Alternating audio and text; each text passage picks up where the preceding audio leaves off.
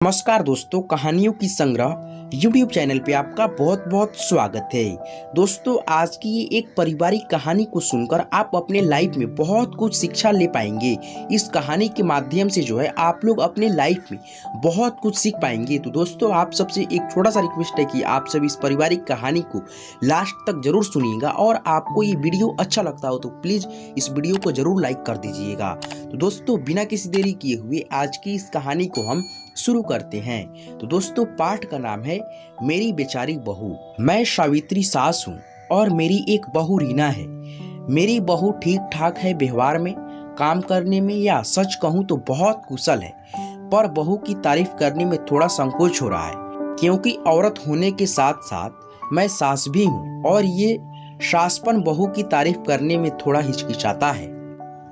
आज बहू सुबह 4 बजे से उठी हुई है, क्योंकि 6 महीने के मेरे पोते कन्हा ने उसे जगा दिया और सोने नहीं दिया। सुधीर की नींद ना खराब हो जाए, इसलिए ड्राइंग रूम में आकर उसको खिलाने लगी। जब मैं अपने कमरे से उठकर आई तो वह बच्चे को सुलाने की कोशिश कर रही थी। 6 बज चुके थे। बच्चे को मुझे पकड़ाकर वह नहा धोकर अपने लिए और मेरे लिए चाय बनाकर लाई। मैंने कहा, आज बड़ी सुबह सुबह नहा ली। तब वह कहने लगी कि 4 बजे से जगी हुई हूँ, आपके पोते की कृपया से अब वह सो गया है तो सोचा जल्दी जल्दी काम खत्म कर लूँ। अच्छा, आप नाश्ते में क्या लोगी? पोहा बना लो, जलेबी विवेक ले आएगा। मैंने कहा, 9 बजे तक सब लोगों ने नाश्ता कर लिया। बेचारी बार बार जमाई ले रही थी। मैंने कहा, नींद आ रही है क्या? मम्मी, नींद का तो नहीं पता, पर सिर बहुत दर्द कर रहा है, बेचारी जम्हाई लेते हुए बोली। मैंने कहा, लाओ सिर में तेल मालिश कर दूं, थोड़ा आराम मिल जाएगा और फिर तुम सो जाना। रीना कहने लगी, नहीं मम्मी, आपके हाथ में तो वैसे भी दर्द रहता है, मैं बाम लगा लूंगी, ठीक हो जाएगा। लेकिन मैं तेल लेकर आ गई तो वह मना भी नहीं कर पाई। मैं उसकी मालिश लगभग कर चुकी थी कि काम वाली बाई आ गई और अपनी तयूरिया चढ़ाकर मुंह पिचकाकर अपने काम में लग गई। रीना भी अपने कमरे में सोने चली गई।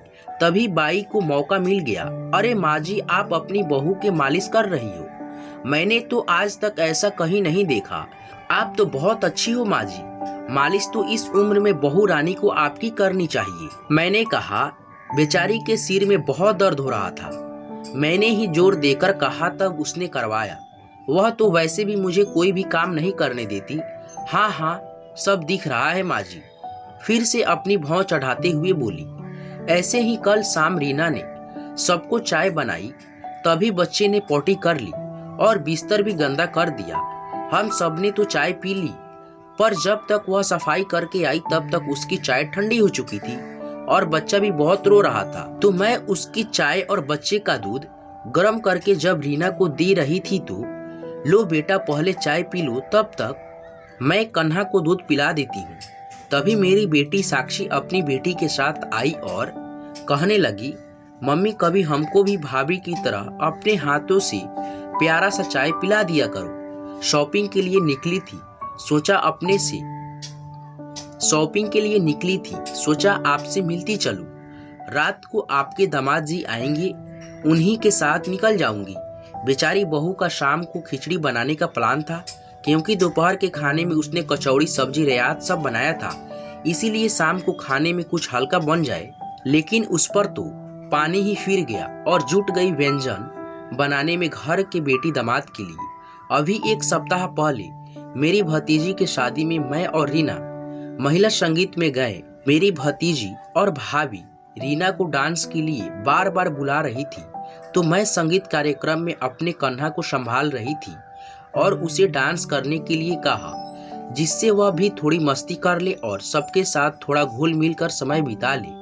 बहुत अच्छा डांस करती है मेरी बहू। खाना खाते समय मैं अपनी बहनों के साथ खाना खा रही थी तो एक बहन बोली, वाह सावित्री, तेरी बहू तो बहुत बढ़िया है, उसे अच्छी सास मिल गई है।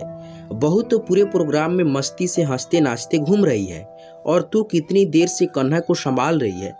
बैठे बिठाए आय मिल गई है, उसे तो अपने कन्हा के बिल्कुल चिंता भी नहीं करनी पड़ रही होगी। उसे बड़े नसीब वाली है रीना, जो उसे तुझ जैसी सास मिली।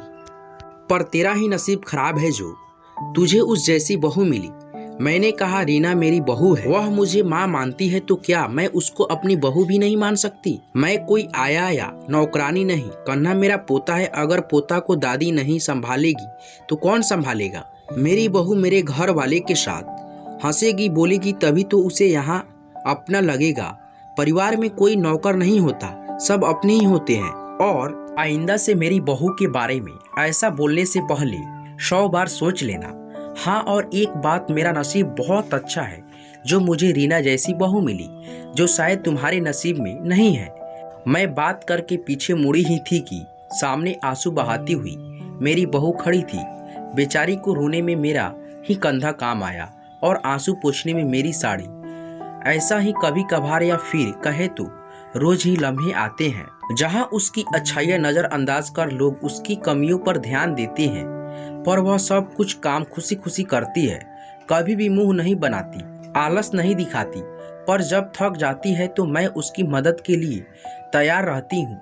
जब मैं मदद करती हूँ तब सबको दिखता है और वह पूरे दिन रात हम लोगों के लिए इतना करती है, वो लोगों को दिखाई नहीं देता। क्यों?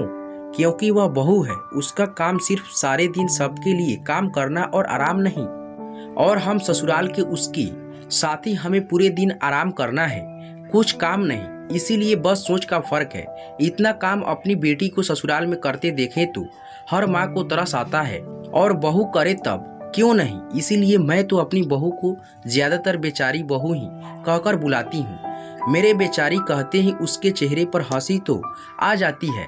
तो दोस्तों, आपको जो है इस कहानी से क्या शिक्षा मिली, प्लीज हमें कमेंट करके जरूर बताइएगा। और दोस्तों, आपको जो है इसी तरह की कहानी को सुन करके अपने जीवन को बदलना है तो प्लीज हमारे इस चैनल को सब्सक्राइब करके बेल आइकन को ऑल पे सेट कर दीजिएगा, ताकि आने वाले सभी वीडियो की नोटिफिकेशन सबसे पहले आप तक पहुंचती रहेगी। तो दोस्तों, यहाँ तक वीडियो देखने के लिए दिल के गहराइयों से बहुत बहुत शुक्रिया।